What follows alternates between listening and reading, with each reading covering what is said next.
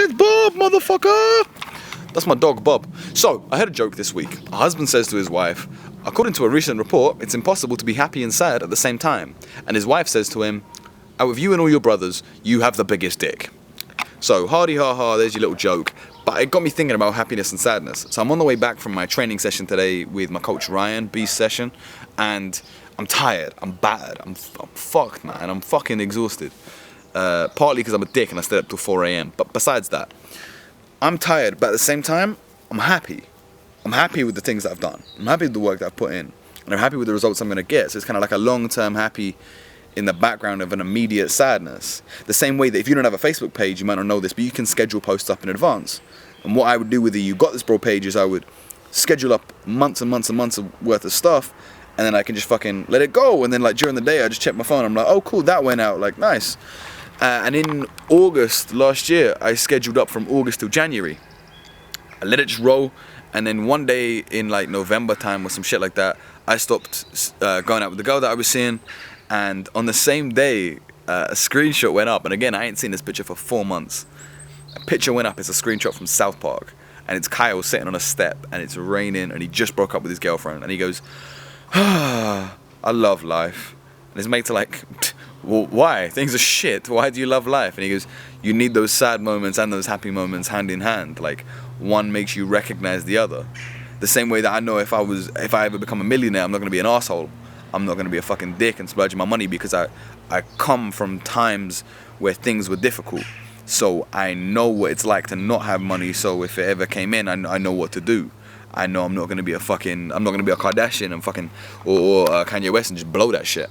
So happiness and sadness they have to work hand in hand. At the same time, I think the thing to take away from it is there's no pride of being on a bench, right? I mean, by all means, if you need 5 minutes out, take your 5 minutes out, but there's no pride in not being in the game. So in life, you kind of have to volunteer to get hurt. Does that make sense? You have to throw yourself into the firing line. If I see a potential situation where it could be embarrassing, I'm going to throw myself in. Because if I get hurt, I get hurt. Who gives a fuck? If I'm at wrestling training and they're like, hey, we're doing this move, and I know in my head I'm not going to get this right on the first try, but they need a volunteer, I'm going to volunteer anyway. Because it's very easy to laugh at me and be like, you got it wrong. But eventually when I get it right, what the fuck can you really say or do there? Do you know what I mean? Then you get that sense of achievement that really comes from it, you know?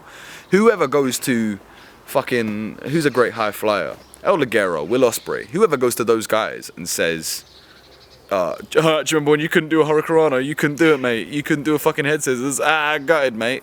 They're like, yeah, but I can do it now. Like what the fuck are you talking about? Like, and I'm sure there might have been a time where they couldn't do it, and maybe they even beat themselves up about it.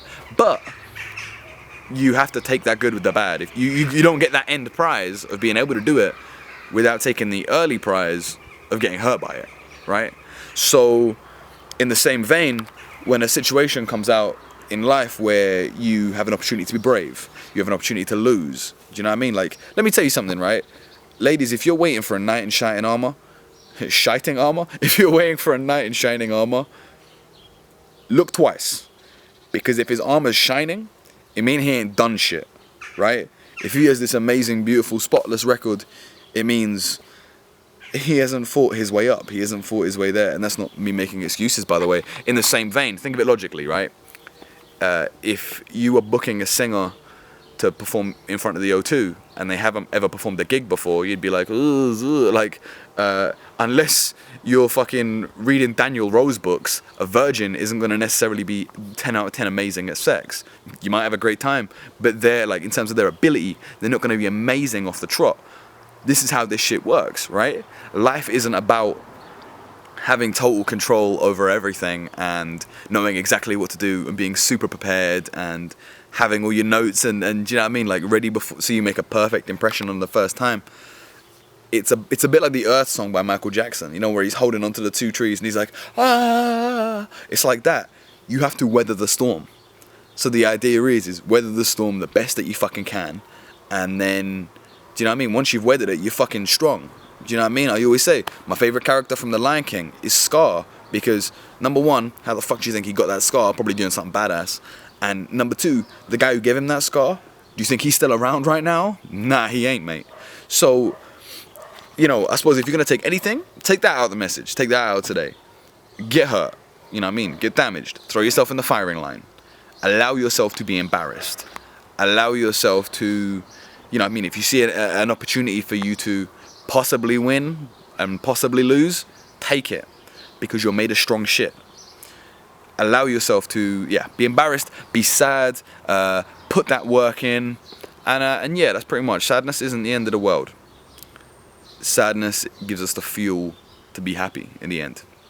That's it. Oh, and if you train in Bedfordshire, train with Ryan Pierce. Look him up on Facebook. He's a boss. That's it. Go get hurt today. Take it easy. Bob, motherfucker. Bob, turn around. It's your fucking shine, man. Son of a bitch.